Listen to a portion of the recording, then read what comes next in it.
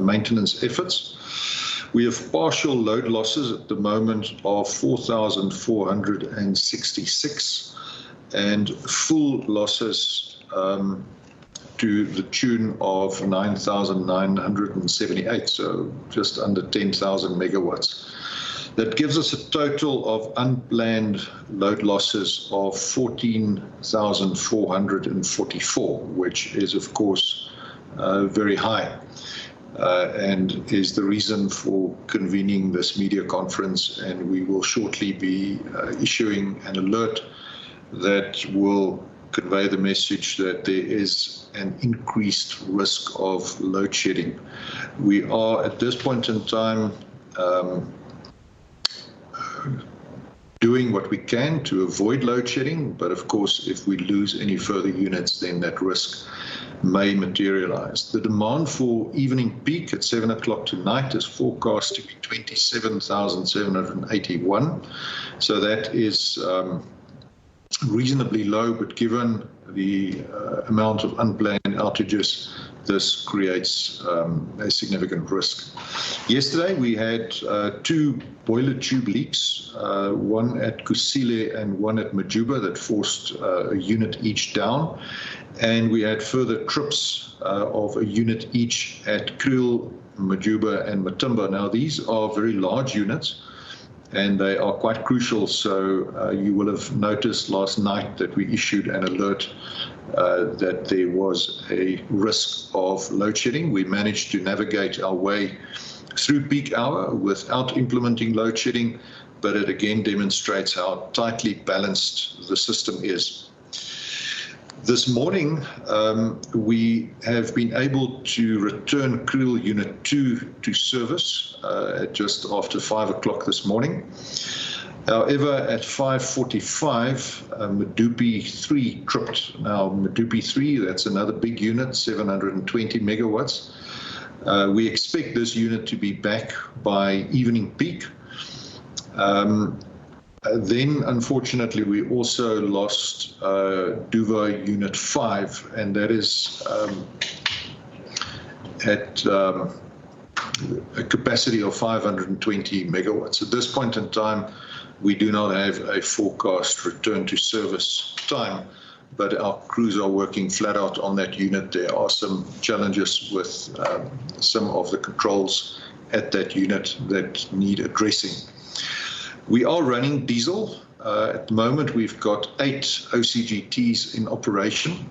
This is, of course, not desirable. OCGTs are intended to operate on a peaking basis only to tide us over peaks. So the continued high levels of diesel consumption are not desirable. Our dams are still in good condition. We think that there is an adequate reserve there to protect us against sudden outages, and our diesel levels are being replenished as we speak. So from a reserves capacity, the system is reasonably under control. During the day, we expect that Kendall 4 will return to service by 4 o'clock this afternoon. That is 640 megawatts. However, we do have a number of units that are at high risk. This high risk number totals 1,157 megawatts. The total risk of units where we are operating with known issues, known challenges, is sitting at 6,345. So again, a high number and indicative of the risk that we have inherent in the system at this point in time. Over the weekend, we intend to take out 7 units at a number of power stations to address some of these known faults. That means that we will take off 3,842 megawatts. Demand over the weekend typically is significantly lower, so we don't expect this maintenance program per se to cause load shedding, but of course, if we have further breakdowns, the risk will remain.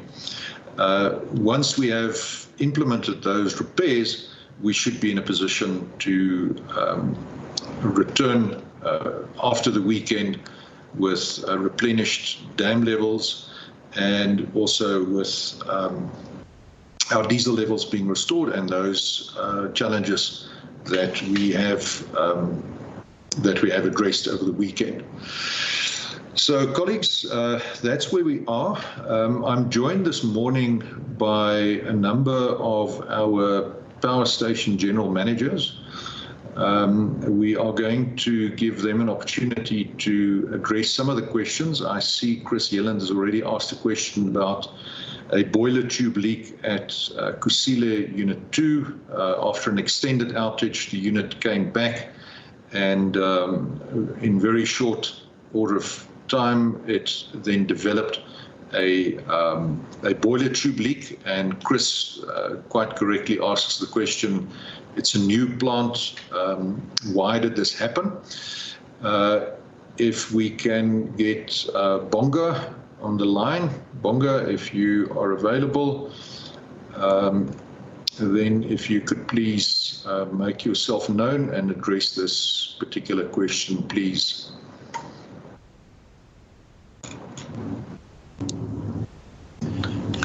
Thank you, Andre, and morning to everybody. Can you hear me, Andre? Yes, Bonga, you're loud and clear. Allow me to introduce you, Bonga Mashazi, Power Station General Manager of Kusile. He's been there a relatively short period of time, but in that period he has already started to turn things around, but obviously we've experienced some challenges now with this boiler tube leak. Bonga, please give a brief explanation in simple language as you can. Thank you. Okay, thanks, Andre. Okay, at Kusile, we are having a boiler tube leak on our unit number 1. Yesterday, which is on the 16th, at about 8:30, we received the suspicion of a tube leak from our operating staff, and they called our engineering team to come and investigate and confirm if indeed it is a tube leak.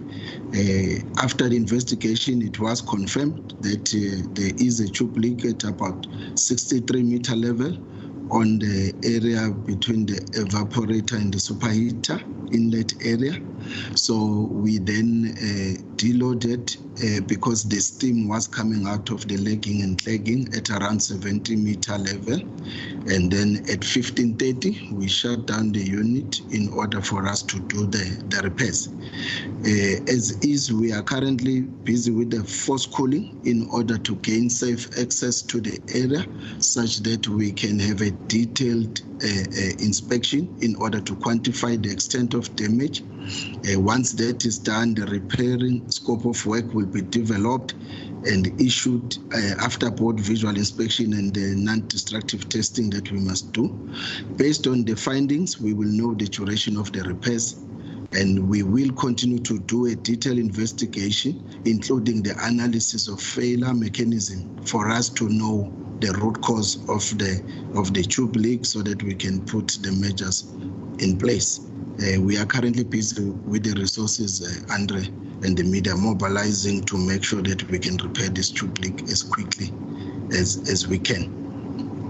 Maybe a bit about responding on the question. Yes, this unit was on an interim repairs outage, which started on the 12th of June to the 14th of September. On this area where we have a current boiler tube leak, no work was carried out as it was identified as an area that is not a high risk. We don't have a lot of history on these areas. We only did that inspections and there was no defects that were found. So through the process of root cause analysis and analyzing the failure mechanism, we can then be in a position to know why did we have it on this area. Thank you, Andrew. Right, thanks very much, Bonga. Chris, I hope that that's addressed your question regarding the boiler tube leak at Kusile. It is, however, disappointing that we have a new plant that is not performing as it should. and clearly that has that's indicative of the state of our new build plants, that they are not delivering as they should. And clearly that is part of the reason why we are facing significant constraints. Right, Sikanati, over to you, please. Thank you, Andre, and thank you, colleagues. So I will now consider Chris's questions adequately addressed and move on to Lamise Omarjee from FIN24. Lamise's question is, Finance Minister Enoch Godongwana is quoted in an interview saying that load shedding has increased under Durator's leadership and there are no results to see from the plant maintenance program. Does Eskom think there is an understanding in the government about the extent of the damage to plants and the maintenance required? Is Mr. Durator concerned that there is a lack of confidence in his leadership from parts of government? What is the quality of the working relationship between Eskom and National Treasury? Quite a few questions for you there, Andre. I will go next to Mariam Issa after you have addressed this question. Thank you. Thanks, Lamise. Those are, of course, very interesting questions that you've asked. I don't particularly want to comment on opinions voiced by the Minister of Finance. I think that is in the political domain. I will leave that to the Minister of Public Enterprises to respond to. As I've indicated before, I'm appointed by the board of Eskom. The board in turn is appointed by the Minister of Public Enterprises. If they've lost confidence in me, then it's up to them to sever ties with me and request me to leave.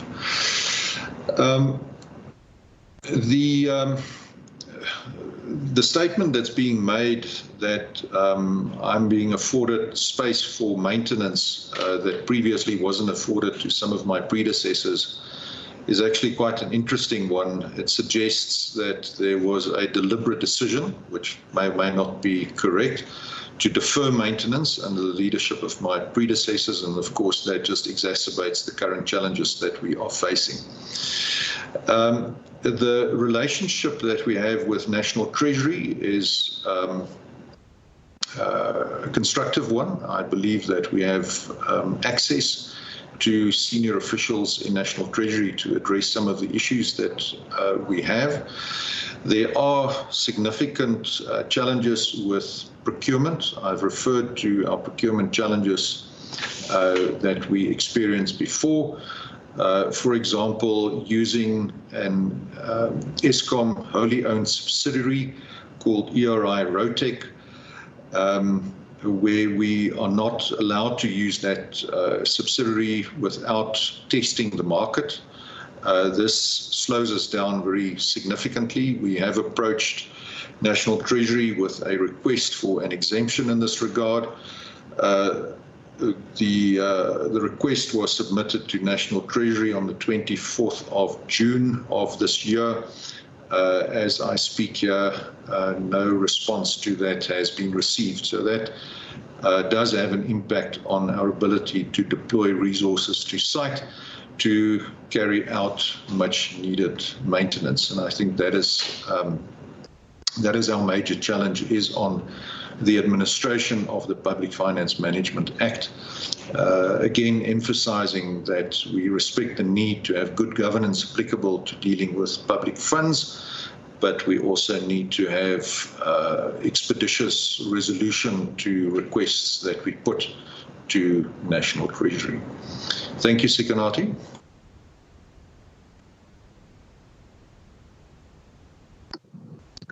Thank you, Andre. The next set of questions comes from Mariam Issa. Mariam is with Finweek and a freelancer. Is there ever a day for the past weeks when you have been able to avoid using emergency generation backup, both the OCGTs and the pumped water reserves? She carries on. With all these breakdowns, employees must be under severe pressure. Are many people working overtime? And if so, could you give us an idea of how many? Rulani Matebula, you possibly could answer this question, please. Thank you.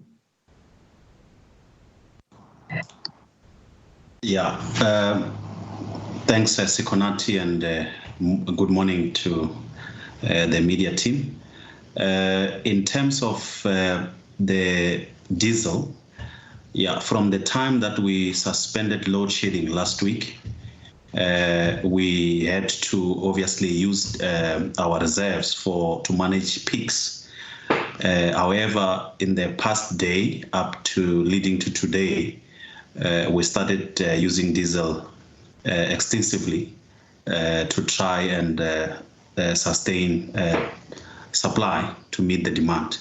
In terms of the overtime, I might not be able to give the number of people that are working overtime, but our teams, including our senior engineers as well as our managers, under this condition, they find themselves having to work extra hours to try and make sure that the country is not left in the dark. That is the amount of effort that the team is using. It's taking a lot of strain and a lot of sleepless nights in trying to turn around the performance and trying to restore capacity into the grid. And we will have to continue to do so until the situation normalizes, unfortunately. Thanks, Sikonati.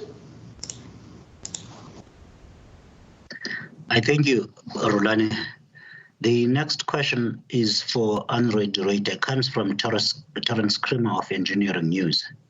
What sort of reception does Mr. de Ruyter expect in the Portfolio Committee this morning?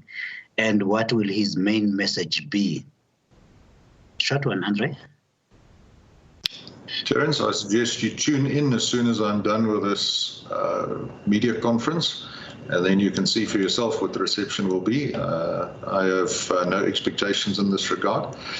I think the main message, apart from addressing the questions raised by the Portfolio Committee in terms of our annual results, which we are finally getting around to presenting, due to delays in the parliamentary calendar caused by local government elections, as well as some questions relating to statements made around Eskom and governance by the Auditor General.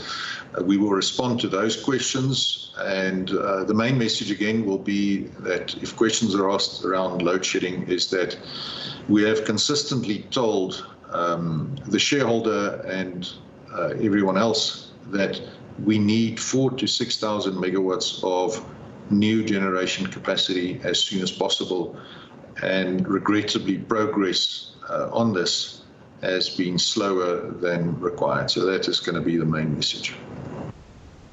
Thanks, Sikonati. Thank you, Andre.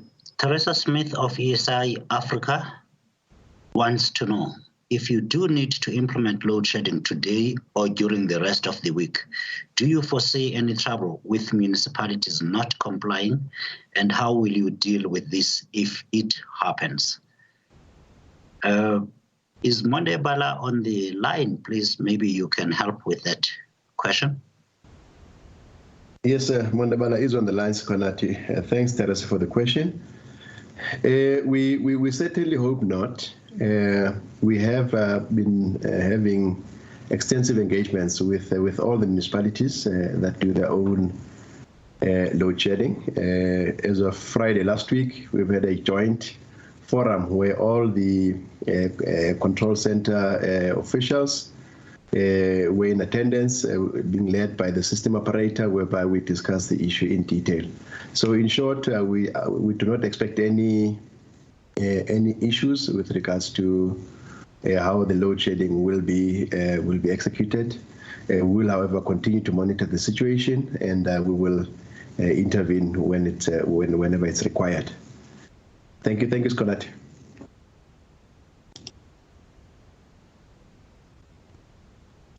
Thank you, Mr. Bala. Monde is Group Executive for Distribution, colleagues.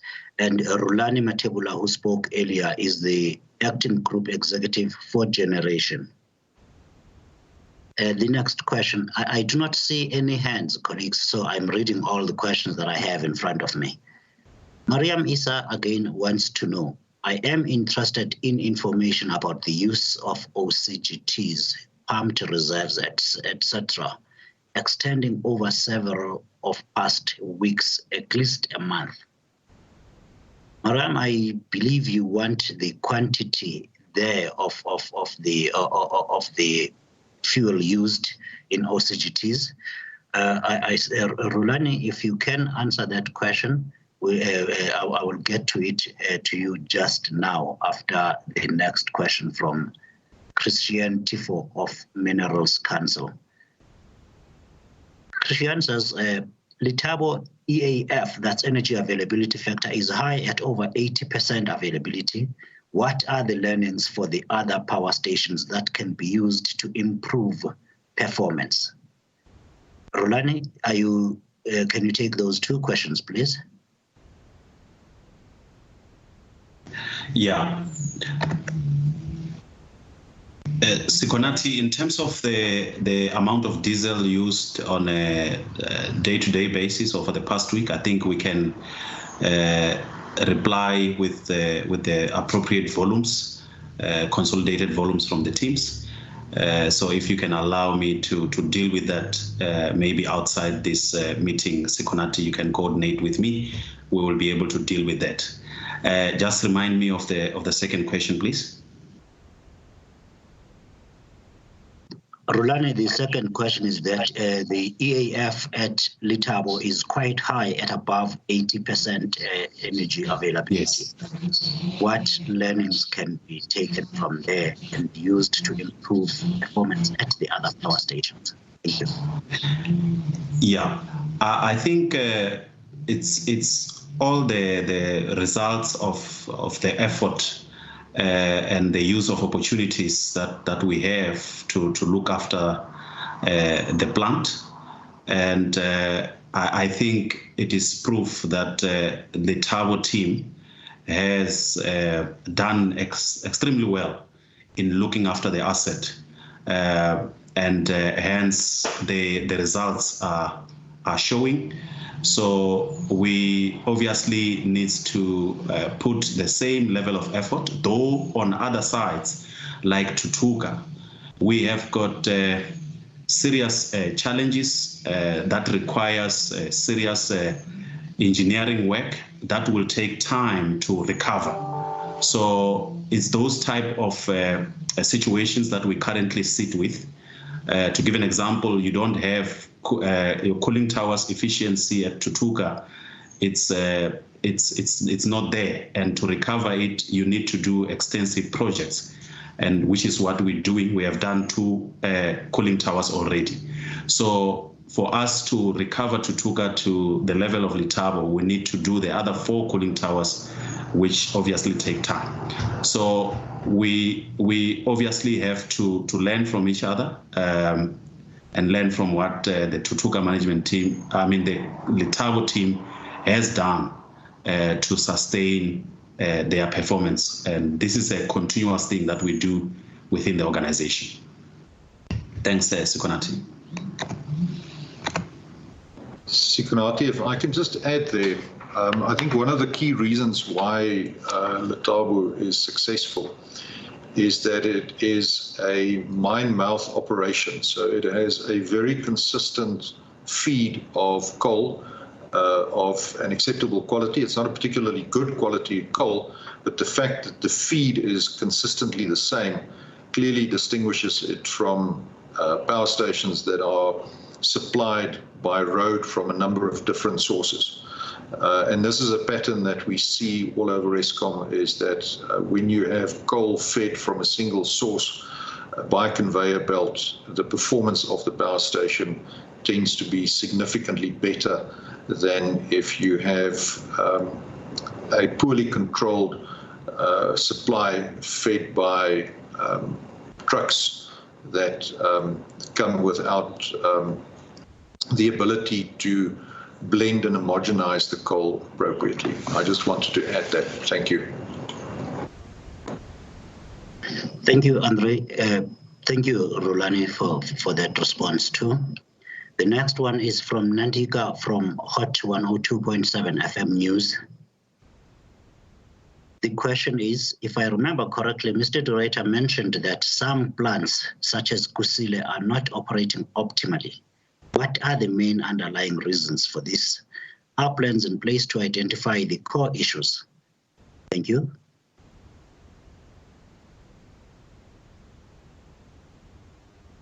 Rulani, can you take that one? Yes, Sikonati. When we brought the units of Kusile as well as Medupi, I think we had communicated previously that we have encountered some design constraints, which the team is addressing as we speak. Bonga is here. I think he can be able to allude to it. There's a number of issues that we have identified that needs to be dealt with. We also still at a station like Kusile, still busy with a number of project-related activities, including our coal conveying systems, our ashing systems that we are still expanding as we are bringing the units on. So those are some of the constraints that we are experiencing at these new power stations, but the team is dealing with it. We should be getting out of this very soon. Thanks, Sikonati. Rulani, thank you for that. Andre, do you want to add anything about the design defects and the modifications there too at both Medupi and Kusile? Yeah, thanks, Sikonati. Of course, we have been making changes to Medupi. We have completed the interventions at all 6 units at Medupi. We will now continue with the process at Kusile. Part of the legacy issue that we are facing, of course, is that in 1998, when Eskom warned the government that new capacity was urgently needed, that warning was not heeded. The delay that subsequently occurred meant that when Medupi and Kusile were conceived, it was designed essentially during construction, which is very far from ideal. And that led to a number of design errors and design defects that we've spoken about extensively in the past, being incorporated into the plants as they stand there today. And these defects are now being rectified. Again, you know, if we as Eskom had the luxury of time to do proper front-end loading as one is required to do with these mega projects and do proper design work, then conceivably these challenges could have been avoided. But because they were built under significant time pressure, these design defects manifested themselves in the actual power stations that were built. Now, this again speaks to the fact that when Eskom says we need 4,000 to 6,000 megawatts of new capacity onto the grid as soon as possible, this is a message that we have consistently been giving to government and to the shareholder. And we look forward to that capacity being made available so that we can get sufficient headroom to carry out the repair work and the maintenance as we've been communicating. Thank you. Thank you, Andre. Mwangi's hand was up. Mwangi, do you want to unmute yourself and ask your question, please? Identify yourself before you do that. Thank you.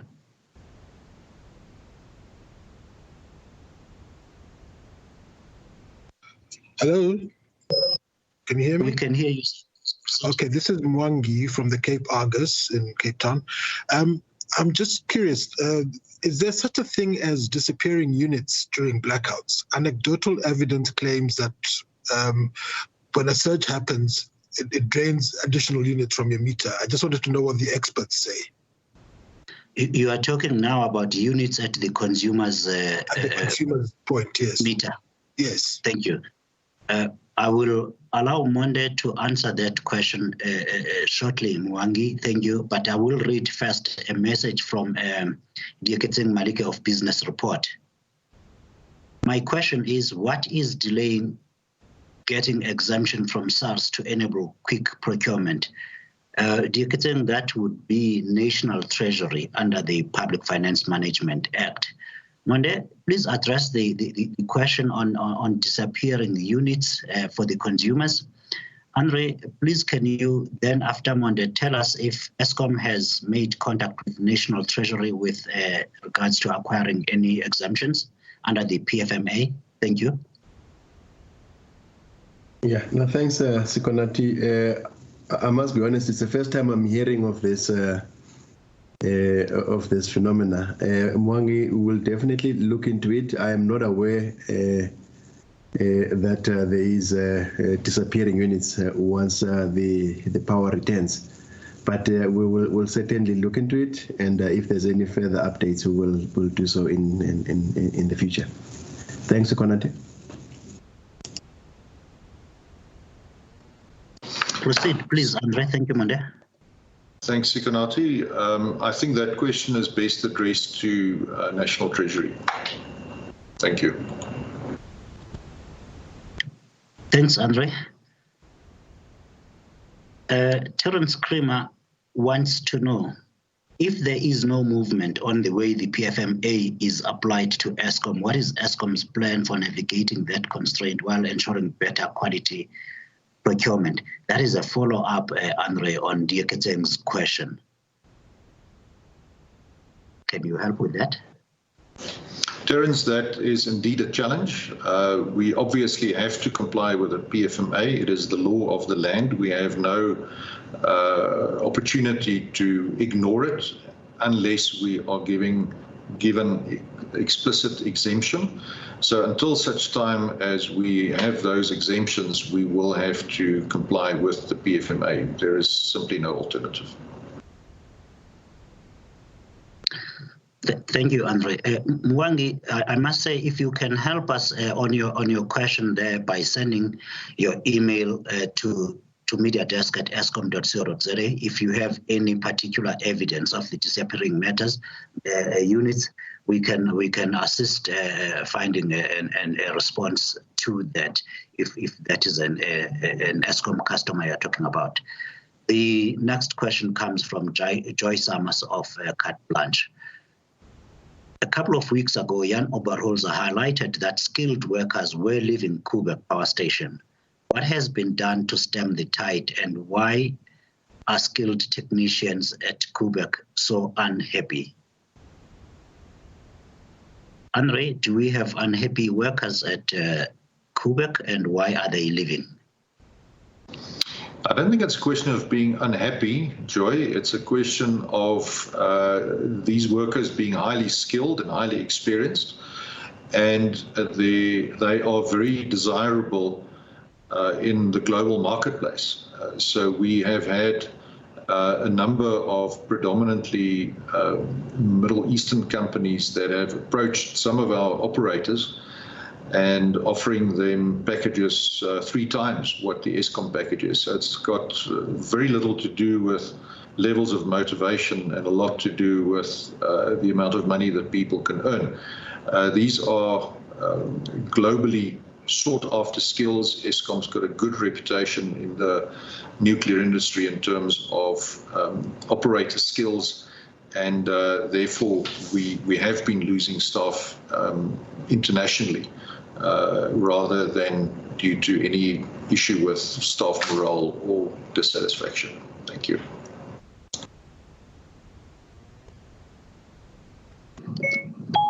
Thank you for that response, Andre.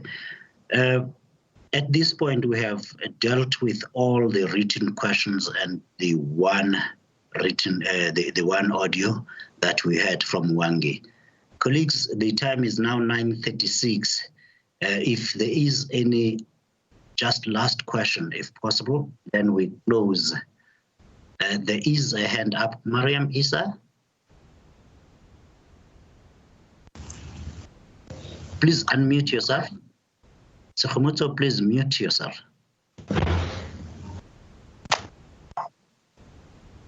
Mariam, please unmute yourself and talk to us. Thank you, Sikonathi. Yeah, it's again, just to follow up to Kuberg. With all the flight of skills and people, is this making it any more difficult or challenging to operate Kuberg? Thank you. Before you take that question, Andre, I've got one last question. It comes from Tolim Gambi from Newsroom Africa. It's on a WhatsApp. What has been the response from the DME, I would think that's DMRE, on the 4,000 to 6,000 megawatt supply deficit that Eskom has been talking about? Can you take both those, Andre, and then you can close? Mariam, please do unmute yourself.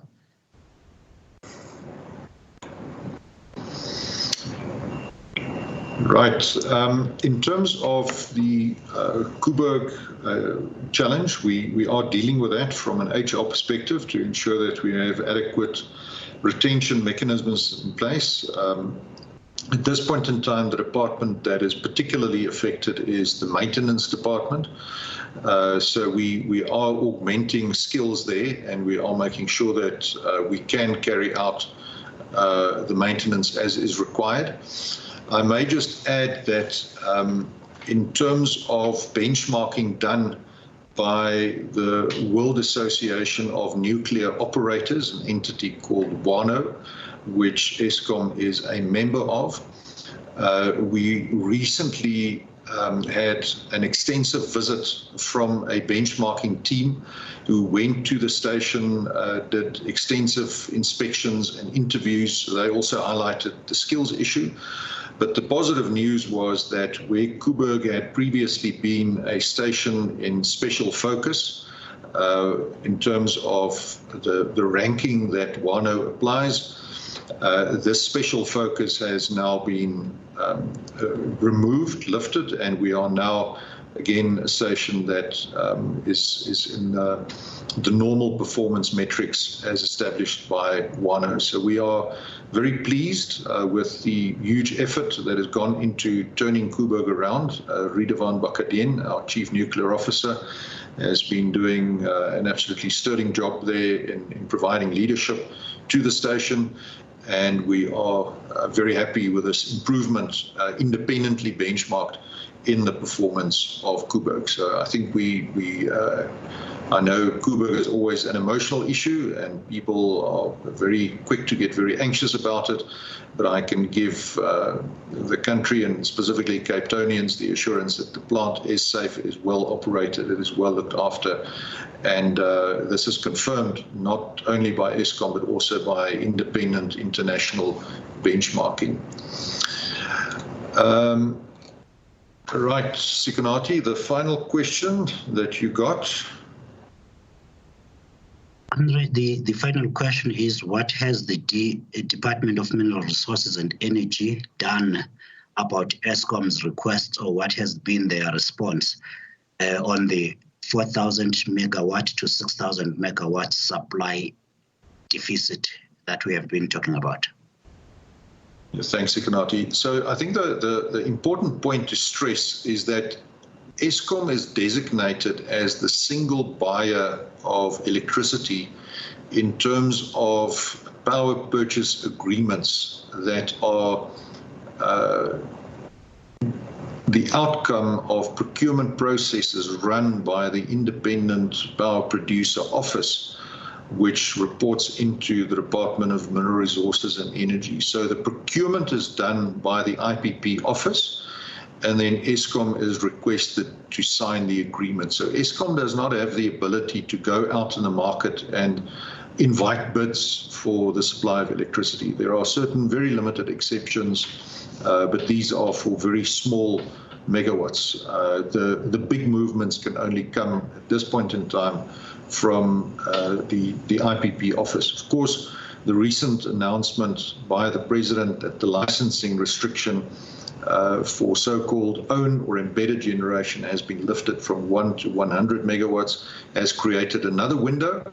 And we understand that NERSA has now published its requirements. So the opportunity for the private sector to now invest and wheel over the grid to their own customers without a power purchase agreement from Eskom, that opportunity has now been created, and we look forward to that being implemented, and that can be part of the solution going forward. The DMRE have run two processes. There was the emergency power procurement program. That program has met with some legal challenges. We await the outcome of those legal challenges. So at this point in time, the program is unfortunately held in abeyance, and there is nothing that Eskom can do about that. And then, as we said during the previous week, we're very pleased to see the announcement of the preferred bidders for approximately 2,600 megawatts for bid window 5, the renewable energy independent power producer program, bid window 5. And those bids have come in at an average cost of about 42 to 45 cents per kilowatt hour, depending on how you slice and dice the bids, which is highly competitive, really attractive costs. And we look forward to those processes being concluded as quickly as possible, again, that we can get the megawatts on the grid as soon as possible. Colleagues, unfortunately, as we have been speaking, there have been additional developments, which shows that the system is indeed very finely balanced and that it's a very dynamic situation that we have been dealing with. Due to the loss of Medupi, Kendall and Duva units, we now have insufficient generation capacity at our disposal, and as such we have no alternative but to implement stage 2 load shedding from 2 o'clock this afternoon until 5 o'clock on Saturday morning, the 20th of November. Again, our apologies for that, but we have a challenge with our remaining emergency reserves. Forecasting our projected diesel consumption has put us in a position where we are likely to deplete our diesel reserves too quickly, and that will create an undue amount of risk in the system, and consequently we have to preserve our emergency reserves. And the necessary implication of that is that stage 2 load shedding, just to repeat, will be implemented from 2 o'clock this afternoon until 5 o'clock on Saturday morning, the 20th of November. So, Sikonati, with that bad news, I think we have come to the end of this media conference.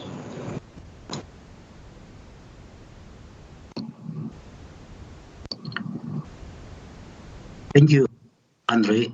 Colleagues, thank you. On that note, then we have to close the conference, and so that I can release the statement as soon as possible. Thank you again for attending at short notice. We will, as we have committed previously, keep the country informed at all times. Just one point, Andre, are we able to host another update perhaps tomorrow, or this is it for now until the situation changes? No, we will do another update tomorrow morning at 9 o'clock. Thank you. Thank you, colleagues, and have yourselves a great day.